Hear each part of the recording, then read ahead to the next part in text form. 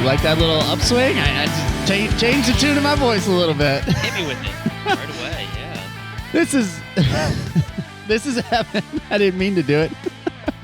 And I'm here with Christopher Ritter. What's up? Much lower tempo. Yeah, goofy times here on the podcast.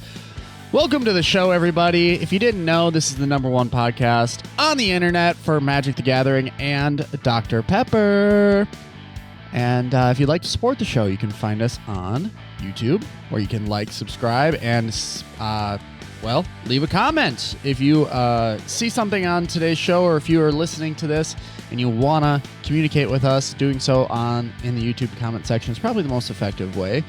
And you can also find us on all major podcasting platforms.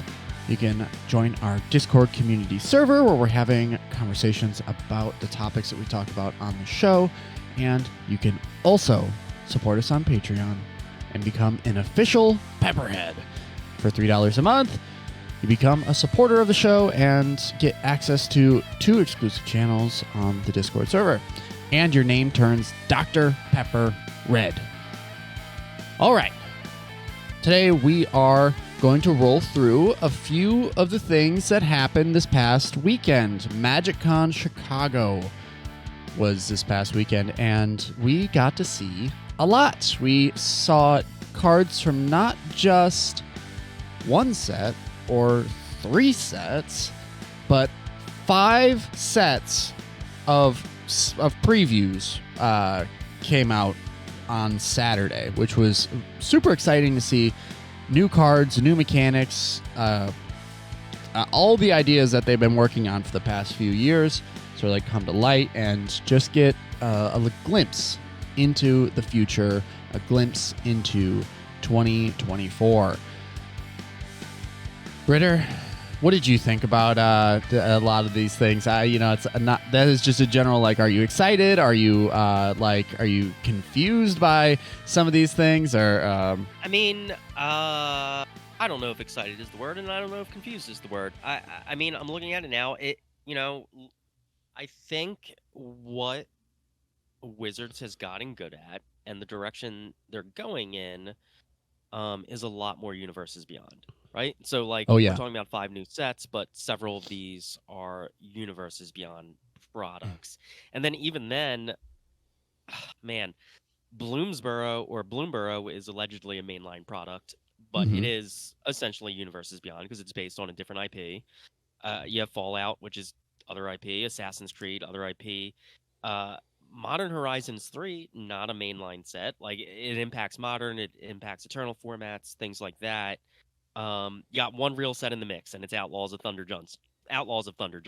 and that's Cowboys versus Aliens. Yeah, which is, again, not the traditional, what Magic is about if you've been with the game for now 31 years. It is what the game is, so I don't know how I feel about any of it. Like, definitely the flavor is correct within each of these themings. Whether this is now whether the game of Magic in any format is a coherent thing, I don't know if that's true anymore. Like, it's definitely Right. looking at all 5 of these things side by side and comparing that in my mind to, what the traditional Magic stuff is. Magic the Gathering is Fortnite. It is Ready Player One right now. Like, that's just, it is what it is. So I'm definitely not excited about that. I'm not confused about it. I understand it from a business point of view. I understand it from a popularity of the game point of view, from a gameplay point of view. I just, and this has been in the background, I think, for the past few months with me, is like, I'm just not playing the game. I am not interested in Magic the Gathering right now because I don't enjoy the Fortnite vibe. I don't enjoy the Ready Player One vibe. Like, to the extent that, like, the movie Ready Player One, directed by Steven Spielberg, one of the greatest directors of all time, I think it's dog shit. Like, Yeah. I am just not interested in these vibes. Yeah, totally. That was one of the talking points because, like, at MagicCon, like this is the stage for like all the minds in Magic, the people who are developing the game, and then also the lead designers, people who are, you know, responsible for designing it. Like Morrow got on stage, and this will either upset you or confirm your current beliefs, but they are using the March of the Machine events, like that event line, to say that the multiverse and how planeswalkers are traveling it is changing, has changed forever due to these events. And so we're basically able to, like with Outlaws of Thunder Junction, they couldn't come up with a good reason. Like this is what bothered me the most, was they couldn't come up with a good reason to put Oko and Tiny Bones in the same plane together, no story or anything. They're just like, we wanted to do it, and because the multiverse has changed and how planeswalkers travel it, we were able to. And Okay, so, but isn't that just the plot of Space Jam 2? yeah. Like they, you know, And Ready Player WB, One, and the corporate entity owns all this IP, has access to all this IP. And they were like, well, it's great, we got the Looney Tunes and real movie stars together in Space Jam, but there was a reason for that.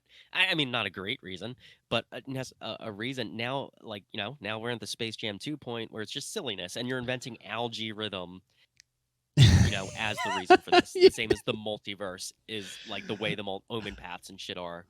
I would never think that like algae rhythm would come up in on this show, but here we are. I try to work them in every episode.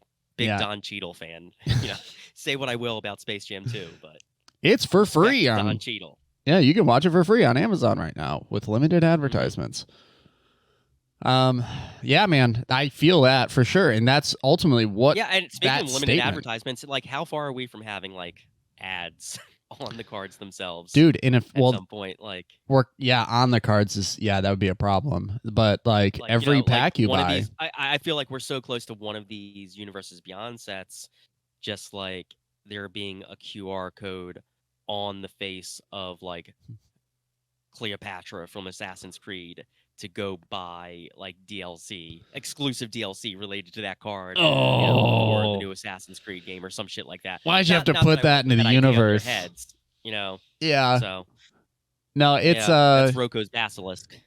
Yeah, I mean, the funny thing is about those Assassin's Creed cards, the alternate arts, they are the same layout as a Final Fantasy card. Like it's kind of funny how close in design they are and how similar they look. So we'll get to those eventually, but it's looking like there is not a lot of cohesive design going on behind the scenes here. They are in every direction. They are in deep space right now, and they are not sure which way to go. They're just like, well, it's infinite space to design. We can go in any direction. Yeah. I mean, they're testing the waters what the market will tolerate, like in terms of the content, and like, you know, even before this, we've seen them testing the waters in terms of what the market will tolerate for products, like in terms of different types of booster packs, different variations of, you know, collectors' treatments to cards within the collectors' packs and things like that. Like, yeah, you know, I feel like Wizards, as you know, Magic the Gathering as a brand, as part of Wizards of the Coast as a brand, as part of Hasbro as a corporate entity, are deep in the waters of just like, we are going to print whatever's going to make us money, and the cohesive thing around the game is lost in that right now. Yeah, it's been a big thing where now the design elements, from being so outside of the normal bounds of what Magic has been for so long. And I got a really little aside here. When I was playing games this weekend, I was talking with Logan on from Journey's End, where I met and we played against each other, and we were talking about like some of this stuff, like some of the new cards. Hey, did you see the stuff from MagicCon or whatever? And I was saying how back like in block format, this is stuff that never would have happened because they're able to like expand on concepts. Like you introduce the concept in one set, and then it gives you time to like maybe adjust the second set or whatever, and balance like the mechanics that you're implementing in the game. And he said that he had only been in the game for 2 years. And so this, like, there's a wide array of product, but being introduced at Kamigawa, like, this is actually acceptable and like not out of the ordinary for new players, because like either the Universes Beyond stuff got them in, or like and so they're just expecting to see more and more of that, or they are so recent that they have just been, this is the only exposure they have, is stuff like this. I mean, I don't when I'm saying this stuff, I don't expect the game to revert to the way it was, because like that's just the old world. It's not here anymore. Just wanting things to be a certain way doesn't make it so, right? Right. This is just yeah. This is what the game is right now. And so it is sort of that like Call of Duty or Fortnite model, where it's just like you got seasons and you have constant DLC and you need the constant new content, and there's that churn of new content, and that's the way that younger players interact with not just Magic the Gathering, but with all of their gaming, with all of their content, with all of their like media and all that sort of stuff. It just is what it is, and it's just not a comfortable thing for me. Oh, totally. And it's like the design elements that we're seeing now are actually like, I've always been one to like want to know, like, or at least have some frame of reference to these mechanics if I'm ever to like see them or play against them. But now I am trusting the player who is playing the stuff to tell me what it is. I'm like, there is not enough room in this noggin, regardless of how big it is on screen, to store all of these like mechanics that are happening. Like the reintroduction of energy, fine, I sort of like understand energy, but when it comes down to with Outlaws at Thunder Junction of like introducing committing crimes, where there's no reminder text on any of these cards to say what committing a crime is, and so you are like, what sequence of events, like, you know what, someone will tell me, like, and it sucks that like it's like night and day. Judges Academies have gone away at the same time the complexity of the game has exploded, where almost you need a judge in every situation where you're not like playing on Arena, where it's not programmed in, that is it is amazing at like the timing of that, where it's like, no longer supporting your Judge Academy when there are new mechanics being introduced in every single set, and the support for old mechanics has just fallen through the floor. Like even Fibblethip here from Thunder Junction, the top card of your library has plot. The plot cost is equal to its mana cost. You may plot non-land cards from the top of your library. What the fuck is plot? Like, I get if you want to expand the number of evergreen keywords in the game, expand it. But like, you need to create new mechanics within people's existing understanding of the game without constantly creating like these new like terms that aren't evergreen, that are just going to be in one set, and that are come attached with like a whole set of rules to them that like you just need to know in incidental cases to play the game at a top level, but probably aren't going to matter. It's clutter almost. It's like mechanical clutter to the game. And it's outside, like things like that are outside the game that are being introduced. Like we had even reached our point with like Night and Day when that was introduced. So it's like, if you're playing that, you keep track of that shit.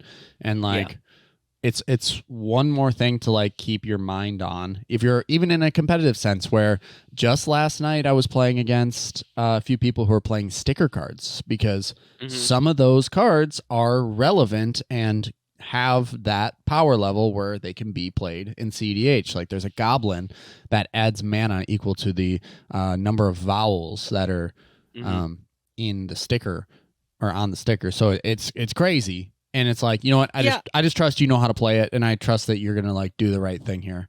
Yeah, and here's the thing. I keep going back to video games with these analogies, but it's like when you watch someone playing World of Warcraft or like Final Fantasy 14 or something, and they're doing these like super advanced raids, and you see like 40 different icons on the screen in one corner for the various like buffs and debuffs and other, stuff that's going on. Magic now has that, except for like all those little icons are like the dungeons that are being entered, the stickers, the night and the day, the this, the that, the city's blessing, Yeah. all these other additional functions. And I think younger players, like, that is how they experience gaming. That has always been a part of gaming for them.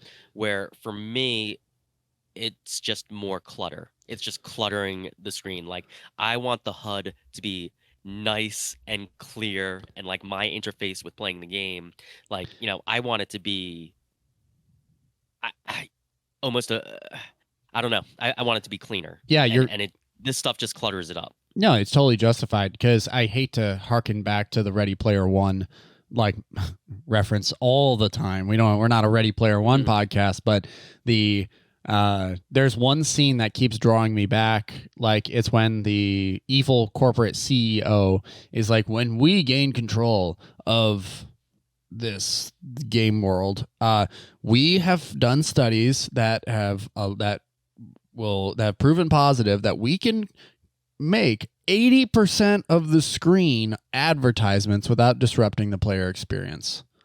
Like, yeah, it's like what? Really? And so with all this, we're seeing some like Magic IP stuff come back around with Modern Horizons 3, new Emrakul, stuff like that. Introduction of Priest of Titania to Modern. We're going to see what that does. But outside of that, where, you're in Assassin's Creed land, you're in even Bloomborough.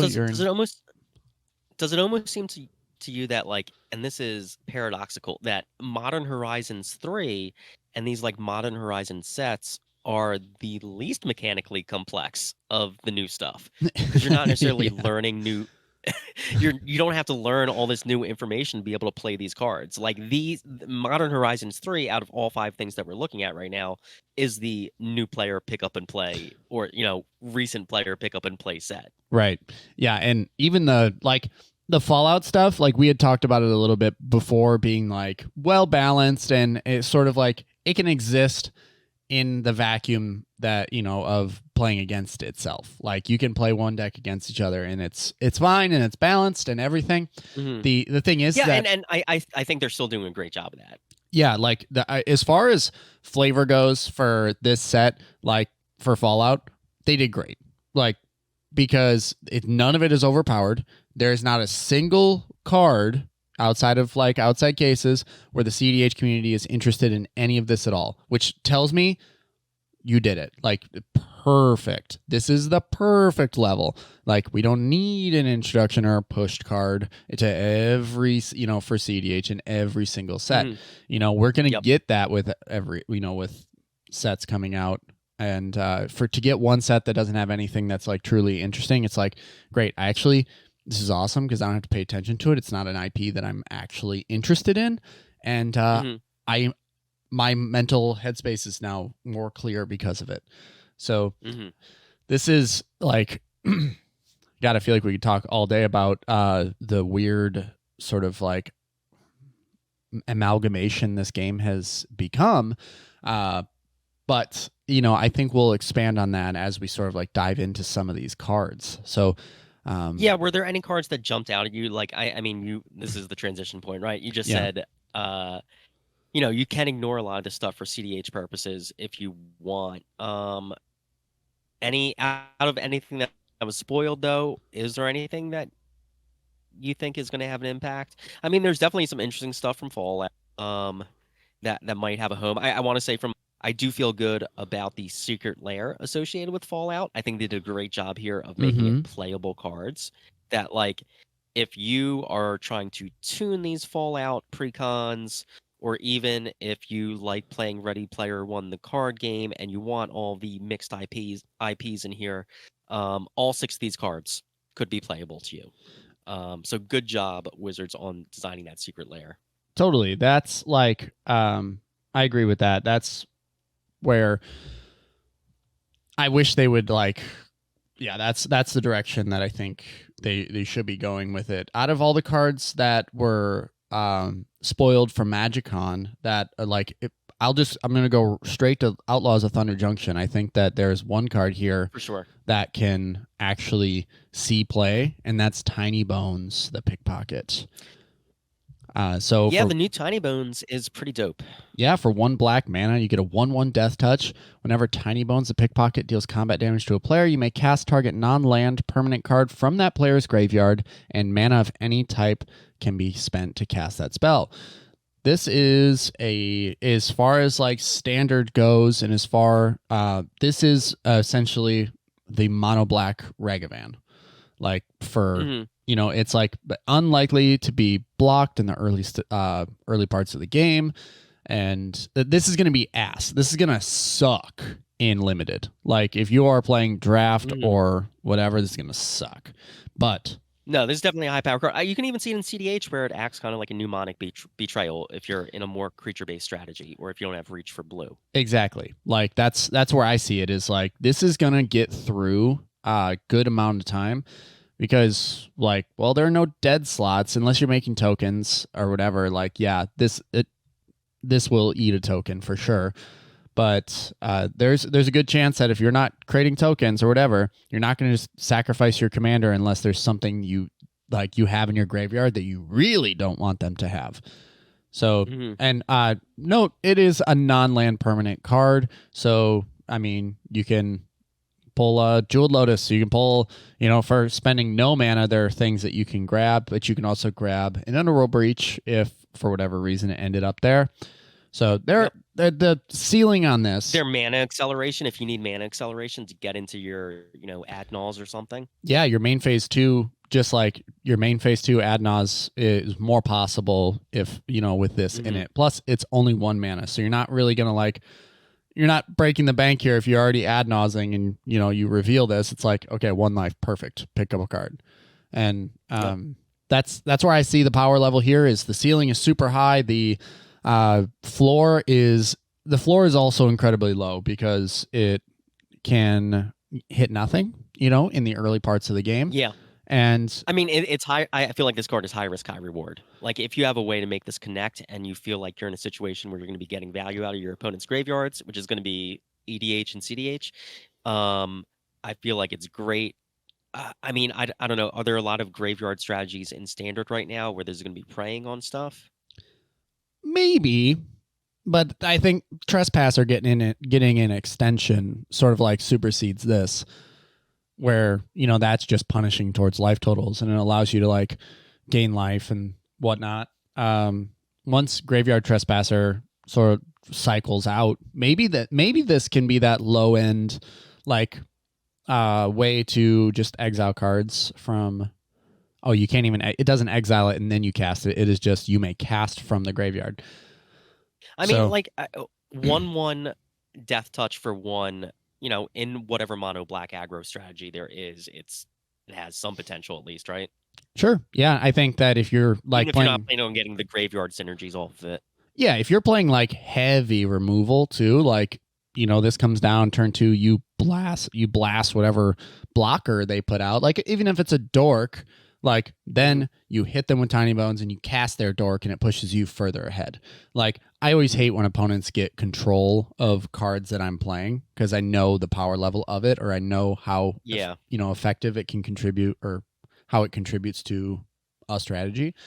So, I think this has potential. Does it make it in the cut for Tymna builds? Probably not. I don't know. Like, no. It's going to see some testing for sure. I think that's where it mostly comes in. Is it's gonna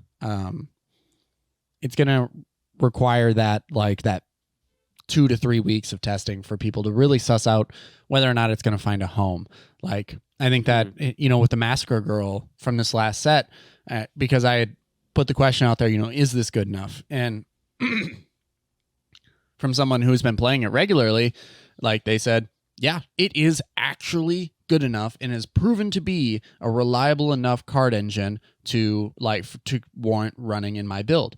And like that speaks volumes that I didn't think that card had that potential, but here we are now. I think a slot might exist for this somewhere in the right deck. For sure. Like, yeah, that's where I'm at. It's not an immediate for me, not an immediate include into anything that I'm currently playing, but I do see its ceiling. I do see its potential. Was there anything else from Outlaws of Thunder Junction you want to talk about? I mean, I don't think there's a lot of potential with this. I think it's a little underpowered. The Sword of Wealth and Power, them extending the sword cycle, I think Oh is yeah. interesting. I just don't think the effects here do it, where you're going to play it over one of the, color associated swords. So this one is equipped creature gets +2/+2 and has protection from instants and sorceries, which is sort of ward-like in the protection it provides. Yeah. And whenever equipped creature deals combat damage to a player, create a treasure token, which is good. And when you next cast an instant or sorcery spell this turn, copy that spell. You may choose new targets for the copy, which is also very good. I just don't know what deck would want to play this. I think that right now this sword is, well, it's hard. It's impossible to measure up to Feast and Famine or Fire and Ice, just due to, like, I think those were designed in a time when they were unsure how that would influence future formats, or like, Yeah. we didn't know Commander was like gonna explode at that time. So like Sword of Wealth and Power right now, I think this is actually pretty busted. I'm not even sure like what this isn't like Outlaws of Thunder Junction. I don't even know what set this is from. Let me take a look. It's called The Vault. Yeah, it does have a different symbol. Yeah, it's called The Vault, which is, I'm not really sure, but I will do some diving into that. I think this basically gives protection from, well, a lot. Just because most of our removal in any format is instant or sorcery based. So this is essentially protection or pseudo indestructible. Like, it also protects, since it's protection, it doesn't take damage either from these things. So you can't be blasphemous acted, like with something like this. Or like widespread damage effects aren't going to destroy the creature that this is like equipped to. So it has like that also in its boundary, which I think is pretty neat and unique. Now, as far as what it does, I think like when you make contact, the thing about the other swords is that they allow you to get through the defense. Like this doesn't allow you to get through the defense. It just no instants or sorceries will be blocking you. Right. So it's funny that it does protect against like removal that is like more common, but it also doesn't allow you to get through to get that secondary effect, which is its biggest weakness. But yeah, well, I also think that like what you're getting for 5 mana, 3 to cast it, 2 to equip it, is a treasure token and a copy. Yeah, and a copy spell. I think there's power there, but I just don't get why you would play it. Yeah, the secondary. Does that make sense? Yeah, the secondary copying something is where like this has potential. Like the treasure token. There's easier ways to copy a spell. Like you're I'd gonna rather just do like a dual caster loop. Exactly. And that is 100% what I was just gonna say. Is like you are 100%, unless you are equipment based deck, you are building something unique. This is off meta or whatever. This might find a home. But if you are just looking to copy a spell, play dual caster, because it is just faster. It is instant speed. It has because it has flash. This is, I just learned, basically I'm learning all the time now that I'm playing more games, but like I'm playing in my Indoraptor list, I'm playing Klothys, and I really need instant speed graveyard interaction, and I was waiting for it to come back around to my turn to exile a very important card from a graveyard. I didn't get another turn. That really sucked. So this is like, I need to copy this instant or sorcery, and I would like to do it right now, but this sword is not letting me do that. I think ultimately people will see that and be like, nah, this is getting cut. Just like all other swords have been cut from all CDH builds, this will also get cut unless somebody finds a way or somebody sees the matrix in a different way where they're able to break this. So I'm excited for it. I think it's like we said, they're branching into new, like expanding the sword line. I I will give them the room to do whatever they would like with it, because I can't say that I feel that it's broken or busted or that it's too weak. It's right in that perfect design space, if that makes, in my opinion, for me. Yeah, good card, not a great card. Yeah, right, exactly. Now, moving to Bloomburrow, there's a bit of conversation to be had here. Now, this is where they have decided to draw the line on entering the battlefield, which means that they, and what I mean by that is that they are nixing that line of text. They are just limiting it to enters. So now when something says enters, it is saying enter the battlefield. So so there's a new card called Mabel, Heir to Cragflame. This is the hero of a story. It is 1, a red and a white. Legendary mouse soldier, a 3/3. Other mice you control get +1/+1. When Mabel, Heir to Cragflame, enters, create Cragflame. An equipment artifact token with equipped creature gets +1/+1 and has Vigilance, Trample, and Haste with equipped 2. So note that there aren't things that enter the graveyard, there aren't things that enter exile, and there aren't things that enter your hand. They're put into the graveyard, put into exile. Yes. Right? So this is something they've decided to shorthand because it does make sense. They have just written it the other way for so long that it seems like, why would you change this now? But here we are. They are getting rid of the enter the battlefield line, which will shorten that line of text by 2 words, meaning they can fit 2 more words of effects into that text box. Yeah, new keywords into the text box. So it makes sense. It's a change that I'm here for it. It's like it absolutely, when they explained it, makes absolute sense. So now we see things that when, there's another card, a rabbit soldier named Burke, that when Burke, Long Ear of the Law, enters, put a +1/+1 counter on each of up to 2 target creatures. Now, what we'll see moving forward after this set, all sets until Bloomburrow will still include enter the battlefield, but after that, any printing of old cards that we get will say enters, not enter the battlefield. So there will be an era. There will be a clear line in the sand between eras here. The more modern and newfangled era of just enters and enter the battlefield. But as far as Bloomburrow goes, there aren't any really cards from this that really make me say, wow, crazy, so far. But we did get a few artworks from MagicCon of Jace and Ral, and they have been anthropomorphized into an otter. Well, Ral is an otter and Jace is a fox. So this is going deep in the bag for this one. I'm excited to see what they do. Now, Ral being an elemental otter is perfect. Maybe we get some sort of Lutri effect from that. But who knows? But like I said, we've only seen these 2 mythics and a rare. So yeah, when does this set drop, actually? Ooh, that is a good question. I'll this one is in the fall or something, right? Yeah. Okay. Yeah, so it's going to go Outlaws of Thunder Junction, and then Modern Horizons 3, and then Bloomburrow after that. So now, Modern Horizons 3, we have new cards, and we have a couple of old cards that are coming to Modern.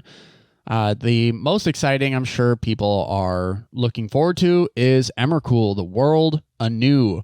For 12 mana, you get a legendary creature, Eldrazi. Emrakul is back and no longer contained within the moon. When you cast a spell, gain control of all creatures target player controls. It has flying, protection from spells, and from permanents that were cast this turn. When Emrakul, the World Anew, leaves the battlefield, sacrifice all creatures you control, and it has Madness. And if you're unfamiliar with Madness, because there's no reminder text, Madness is when you discard a card, you may exile it and then cast it for its Madness cost. And in this case, it is 6 colorless mana. I don't know how strong this is. I mean, all of the things that are on that card are good. What comes of that? Who knows? Yes, and so it's just wild that it has protection from things, protection from spells and from permanents that were cast this turn. So you can't cast an instant. You can't, like, something on the battlefield has to have already existed for a turn in order to interact with this. Mm-hmm. So, like, that, it's just a kooky line of text because it doesn't matter if it's your opponent's turn or your turn. If your opponent tries to cast a spell on your turn, it doesn't work because it has protection from spells that were cast this moment. Yep. That's super fucked. Yeah, that is so hard to get around, right? Yeah, that is like the ultimate form of ward. Yeah, it's and you can't leyline binding it because it entered the battlefield that turn. It's a permanent like that was cast this turn. So what things are in the bag? What do you have in your tools of interaction that will allow you to interact with this? Do you have 12? Blasphemous Act does not do it. Nope. Toxic Deluge does it. If you want to pay 12 life and lose the game, that will be sufficient for your opponent because they're probably holstering another one of these. This will probably be one of those cards that people will question. I know we questioned a couple like mainstays, like we'll say like right away, no one knew how good Shieldred was going to be, and so the pre-orders were for like $20. Well, if you bought them in at $20, you're probably feeling pretty good about your investment, because if this pre-sells for anything less than 40, I would be interested in getting on board. Getting a few copies, because this is going to be a house. It gains control of all creatures. Like, those creatures don't gain haste or anything like that, which would make this card absolutely busted. But it does take away all the blockers that your opponent would have for any given turn, allowing a free swing in with the creatures that were already there. Plus, it has Madness, which Madness allows you to cast things at instant speed because it circumvents normal timing restrictions by, when you discard it, you are discarding it and then exiling it immediately, and then the game gives you the option to cast it at that moment. There's that is your option, is to cast it in the moment that it's discarded. So I think that the Blood Tithe Harvester line, the Rakdos mid-range decks that are already sort of like seeing play in Modern are going to love this, because blood tokens are going to allow you to discard this and go big casting Emrakul. Yowza. I don't know if this will see play in CDH, but it is already like on my mind of something that I could potentially see. I mean, it's cool top end if you need a big top end for something, right? Yeah, but there's often a little bit of room for flair in that slot if you just need a big fat creature at the top end, and this could be that flair depending on the deck, right? Yeah, notably it is weak to flicker like mechanics or like flicker spells and stuff like that, so you could like cloud shift a bouncy thing, and then push it back to somebody's hand. If the creature is entering the battlefield, like I guess like Finale of Devastation would get around this, where it's like it is bringing something to the battlefield that has an enter the battlefield effect for a creature that wasn't cast. So we're starting to figure it out a little bit. Cheating things onto the battlefield, not casting them, is the way to do it. Another card that has come from the set, which I think might actually be good enough, is Flare of Cultivation. Is 1 green. Oh yeah, the great card. Yeah, 1 green sorcery. You may sacrifice a non-token green creature rather than pay the spell's mana cost. As we all know, cost reductions like this, casting things for free, pretty darn good. Search your library for up to 2 basic lands, reveal those cards, put one of them onto the battlefield, tapped, and the other into your hand. Then shuffle. So it's cultivate, but you have the option to cast it for free by sacrificing what is likely a mana dork. So I think this is going to be powerful ramp and will probably it'll overrule Cultivate and Kodama's Reach in Commander once it's printed. Yeah, I mean, anytime you can cheat the casting cost, it is probably worth playing. Yeah, and if you are playing like low to the ground, even so, like if you're, I don't know, whatever that one green hybrid Selesnya mana elf is. Oh, I can't remember its name, but yeah, I would gladly sacrifice my commander if it was one green mana for this effect because it means that I can play it again on the next following turn. Sure can. Yeah, this is awesome. Old cards that are coming into the fray now. Priest of Titania, always powerful, always wonderful. And then we have Lelia, the Blade Reforged, which was a Commander exclusive card for a long time, now seeing play in Modern. It's 2 red with haste, so has value right away and allows you to exile it. When it attacks, exile a top card of your library. You may play it this turn, and then whenever one or more cards are put into exile from your library and or your graveyard, put a +1/+1 counter on Lelia. I think we're going to see what it does. In Modern, it might be slow, might be too slow, but it is a good card. And we do have a new Mythic Planeswalker, a new Planeswalker to the cycle. It is Ajani Nakatl Pariah for a 1 and a white. You get a legendary cat warrior that's a 1/2. When it enters the battlefield, create a 2/1 white cat warrior creature token. Whenever one or more other cats you control die, you may exile Ajani, then return to the battlefield transformed under his owner's control. And when it flips, it is a Boros Planeswalker. So the identity here is red and white. You can +2, put a +1/+1 counter on each cat you control. You can zero it out, create a 2/1 cat warrior creature token. When you do, if you control a red permanent other than Ajani, he deals damage equal to the number of creatures you control to any target. That's pretty powerful. And then you can also... It is, although I would say because the front side is only as white pips, it does nerf it as a cat commander. Totally. Yeah. You're right. I mean, it has decent legs because of the +2, but that 0 is useless almost because you're only creating a token. Right. Yeah. The ultimate is -4. Each opponent chooses an artifact, a creature, an enchantment, and a planeswalker from among non-land permanents they control, then sacrifices the rest. So it has a balance as the ult, which is, enters with 3 loyalties. So it's not going to be hard to get there. And part of me thinks that you're going to be able to do that, to get to that ult more often than not. So, oh yeah, for sure. I mean, you could flip it, proliferate ult. It's just one loyalty away.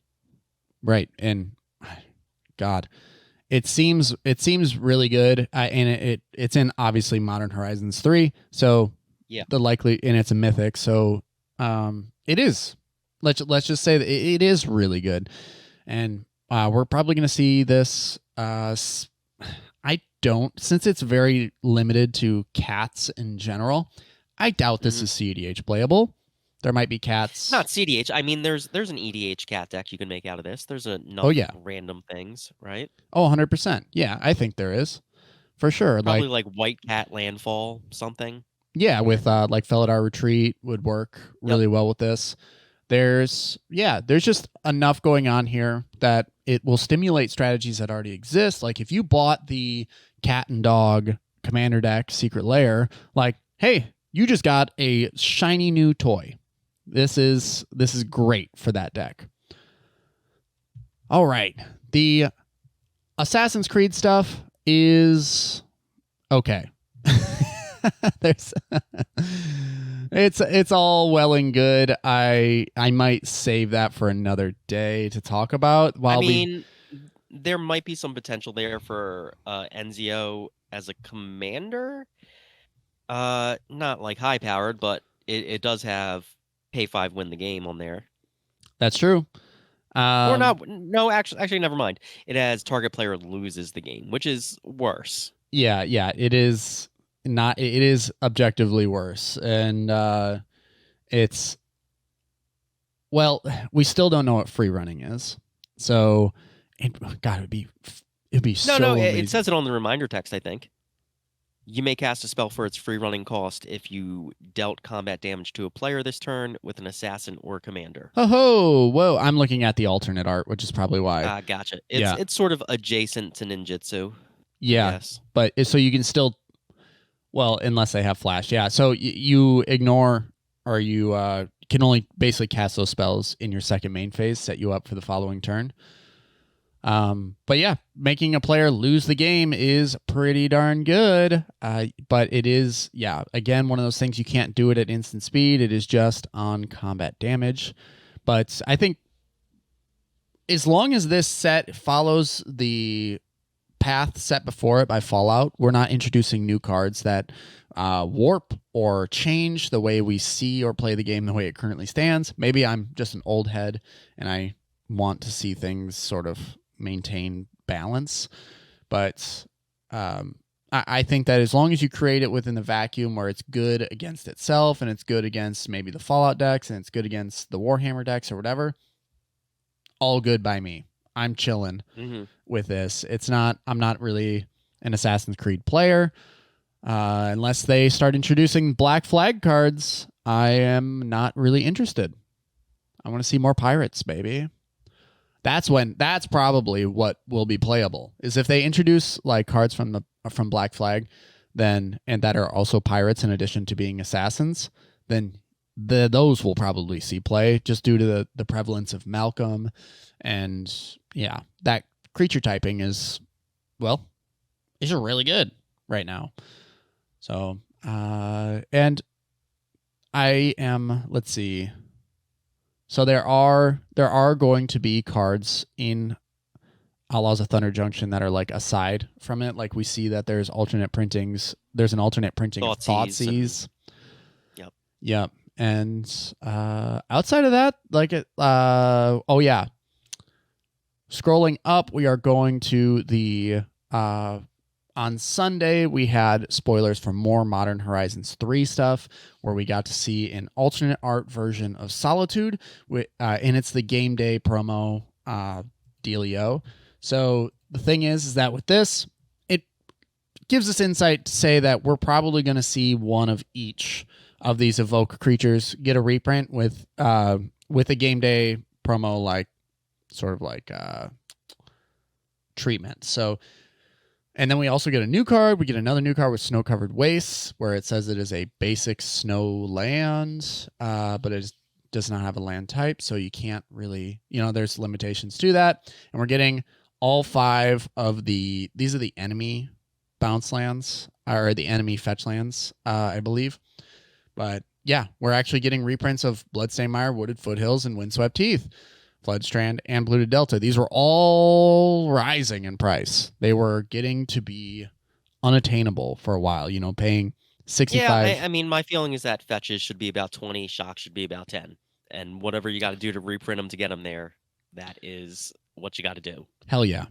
Like 100%. I am so on board with that. If it's every time we get a Modern Horizons set, or every time we get some sort of like a Masters set that these reprints are hitting the market, like give me one a year. Give me one Masters or one Horizons or one Commander, whatever set every single year with fetch lands in it. Yep. Yeah, they're an essential part of many formats. They shouldn't be cost restrictive to the player. Yeah, we're not playing Walt the game. Right. And I am under the impression that if I pull a fetch land from a pack, regardless of how heavily saturated the fetch land market is, I will feel so good about opening that pack. Mm-hmm. So it is definitely one of those things that's rewarding, because you just know that your mana base is just that much more secure, and you don't have to go out and spend a crazy amount of money on one of these cards. And then we have one more spoiler from Outlaws of Thunder Junction. This is the Nathan Stewart World Champion. From this last year. They're doing this line of things where Fairy Mastermind was the last one we saw, but now we're seeing where players are able to submit like designs, and then the R&D goes at it and sort of like makes it real, like fleshes it out. So this is Duelist of the Mind for 1 and a blue. You get a star 3 Flying Vigilance. Duelist of the Mind's power is equal to the number of cards you've drawn this turn. Whenever you commit a crime, which we still don't know what that means, you may draw a card. If you do, discard a card. This ability triggers only once each turn. Turns out that world champions really like to make 1 or 2 mana blue cards that have flying and also draw you cards. It's a very powerful mechanic. Drawing cards is. Pretty good. One of the best things you can do in the game. Yeah. Arguably. Second best thing you can do in the game besides winning is probably drawing cards. That's very astute observation. All right, dude. I think that's it for the day. We got into it for sure. And if you are excited about any spoilers that we might have missed from MagicCon, or cards that you're excited about from Fallout that, you know, we just don't haven't recognized yet, feel free to leave a comment in the on YouTube, you know, that little section down below the video thing, there, leave a comment. And if you are listening to us on a podcast platform, make sure you give us 5 stars. It makes us look super cool when I'm not rambling, stumbling through my words. You can also join the Discord community server and let us know there what cards you think are super cool from MagicCon Chicago. And if you had a great time at MagicCon Chicago, let us know as well. We've heard mixed reviews, but we're hopeful that we get to return back to Vegas next year and have another be at MagicCon one more time, or many more times. I don't know. The future's bright. As many times as they'll have us. Yeah. The future's bright for the Moxstars podcast. Ritter, any closing comments? No, man. I'm good. Sweet. Well, we kicked some ass today, and we'll be back at it again next week. Stay tuned for more from the Moxstars podcast. Thank you so much for listening, and a huge shout out to all of our supporters. We love you. Thank you so much. And for everyone who's subscribed so far, the best way to support the show is by sharing the show. So make sure you do that. Show your friends this awesome, sweet show with 2 rad dudes. All right. Let's get out of here. Bye. Bye.